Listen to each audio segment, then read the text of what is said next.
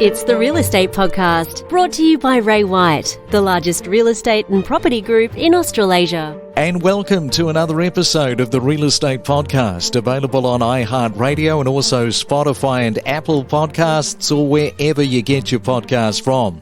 Well, it's a Wednesday, the 11th of May for 2022, and it was on this day back in 1970 that the Beatles released the single The Long and Winding Road. And what the public didn't realise at the time was the song would become the Beatles' last American single. And that happened on this day, and that's 51 years ago. Boy, time marches on. Well, since the RBA cash rate announcements last week, it's renewed the microscopic approach to where now in the country are the best buys, especially for first home buyers. And Tasmania has always represented a reasonable price. And coming up in just a moment, we're going to take a look at Hobart property and what happened there after the first weekend since the interest rates moved. But first, let's have a look at your weather around Australia. It's the Main Centre forecast with propertybuyer.com.au. First we go to Sydney. It's a ditto day, expecting the same as yesterday. Some showers with a high of 23 degrees. Melbourne becoming cloudy but mainly dry with 20. Brisbane, rain again today in the forecast and 22 degrees.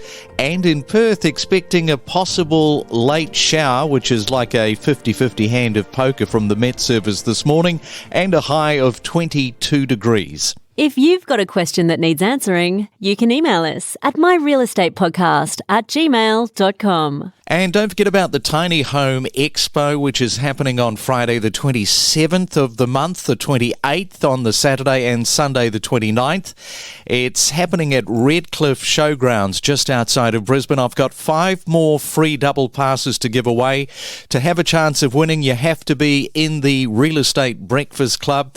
And of course, there's still time to win the tickets. We will be doing that draw again sometime between now and tomorrow morning. All you need to do is email this address, myrealestatepodcast@gmail.com, and put in the header Tiny Home Expo. That should be a good one to get along and have a look at. Informing you on real estate. Wake up every morning to the Real Estate Podcast. Well, turning our attention to Hobart this morning to look at whether there are these affordable suburbs left for people to get into the market. And I'm joined by local real estate man there, Barry Wheeler. Good morning, Barry. Great to have you on the podcast this morning. Good morning, Craig, and everybody else. Thank you so much for having me.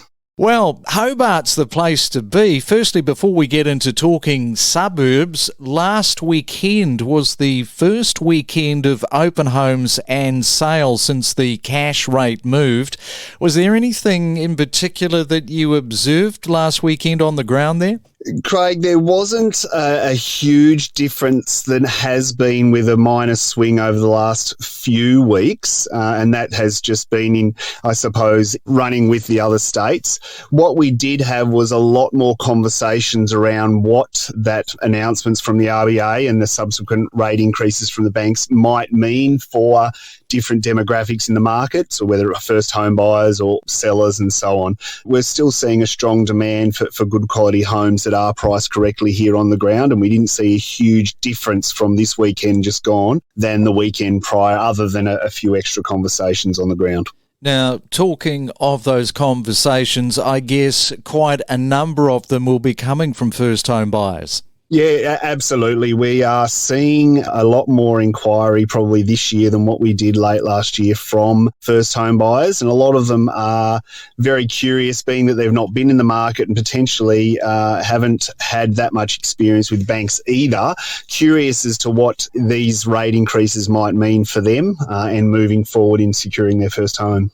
And I see that people who are keen in Hobart to buy, the CanStar and Hotspotting's Bright Starters report revealed that Berrydale, Claremont, Primrose Sands, Risdon Vale and Rokeby are probably the best areas for first home buyers. So what are you actually seeing there in terms of those areas and affordability?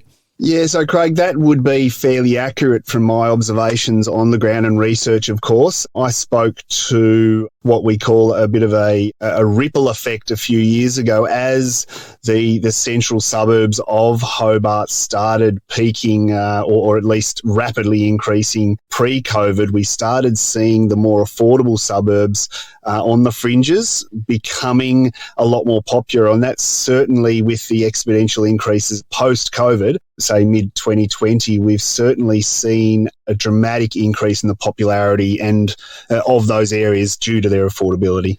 And the report also showed that out of the capital and regional markets, that Hobart was ranked 11th for affordability. Did that surprise or not surprise you at the ranking? Yeah, look, it's probably not. I mean, I wouldn't have predicted it to be that low. I might have predicted it to be a little bit higher than that. But hearing it and really drilling down into the figures, it's probably not as surprising as what it might be. We have seen, as I say, exponential increases in the housing prices down here. And certainly the research would suggest that the average wages in Hobart are slightly below some of those in the other states as well. So probably not surprising, although I certainly would have predicted it that it was there. And just coming back to that Rokeby median house price, because they've mentioned Rokeby at $480,000 for a house and land package. I mean, that's not too bad, is it? It's under $500,000. People's expectations probably just have to be realigned a little bit in terms of Rokeby, but you're in the market for under $500,000. It's a hard squeeze to get into the market anywhere under $500,000 these days. If you're shopping at that end of the market, just being aware that certainly the average home that you would be shopping for, that the house that you're getting for under $500,000 is probably going to be of the appropriate standard compared to if you were shopping at the upper end of the market in those areas. And Brighton Estate, this is a new estate. 4 in every 5 homes sold in this development have been snapped up by first home buyers. Absolutely. We were instrumental in the launch of that estate not so long ago. And what we saw was a really quite an aggressive advertising campaign in that area. And with government grants and so on, the house and land packages were snapped up very, very quickly and at a very good price at the time. So we were very surprised when so many first home buyers grabbed those ones. We thought some more investors might have jumped on those, but it was just so appealing at the time that people wanting to jump into the market just couldn't pass it up. You know, there was a prediction that was made back in March, and that was that the price of $1.2 million is anticipated for housing in Hobart by the year 2027. Now, I should sort of point out that there's 3 possible scenarios with this. The first scenario forecast is at a growth of 3% annually. The second one assumes that prices will increase at the average rates seen over the last 5 years. And the third scenario predicts a price increase based on the average rates observed during the last 10 years. But that's not too bad, is it? 1.2 mil for a median house price.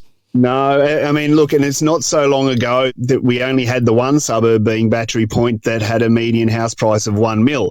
I mean, we've got several that have cracked that magic number now over the last 18 months, but lonely old Hobart down the south end of Australia is certainly bringing it up in terms of in house prices. So those predictions, I think, were certainly possible, particularly in some of those more central affluent suburbs. Well, I guess, you know, we'll have a conversation back in 2027, Barry, and you can say, yeah, I told you so.